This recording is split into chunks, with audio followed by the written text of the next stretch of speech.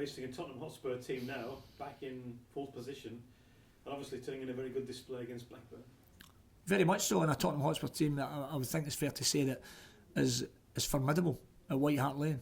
But as I said, they're coming to the Reebok, they're away from home.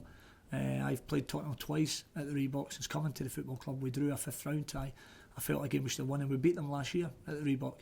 So, as I said before, we know when we're at our best at the Reebok, we can win points and win games. And as I said before, I'd certainly much rather be facing Tottenham at the Reebok than White Hart Lane, because we know at our maximum we can win that game.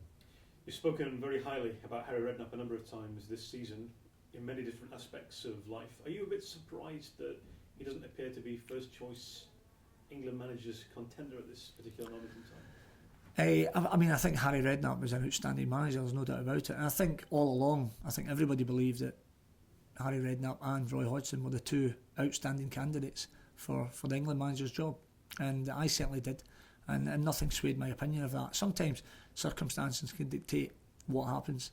Obviously Roy, I think his contract's up in the summer, and Harry would have cost a lot of money, there's no doubt about it, because he's under contract and everything that goes with it. So sometimes people might look at that, but what I know out with all that, the two of them, Roy and Harry, are outstanding managers and would do a wonderful job for England and the national team. And whatever it is, that's the way football goes. Things change very quickly, and you have to be ready for those changes.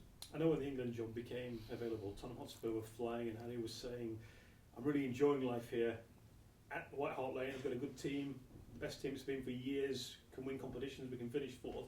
Can you understand him in some respects edging his bets a little bit and maybe wanting to stay at Tottenham Hotspur rather than taking an international manager's job? Absolutely. Tottenham Hotspur are an elite club. Harry Redknapp and his staff have done an unbelievable job since coming to the club, and they've evolved year by year. They've had Champions League, they want some more of it.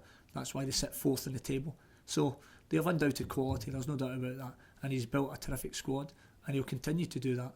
And as I say, that's why he's one of the best in the business. You're set to compete against Roy Hodgson this weekend. You've always spoken well of him whenever you've been opposing him in the opposite dugout. Yeah, again, before, I could sit here and wax lyrical, because I think he's shown over an outstanding career what he's capable of.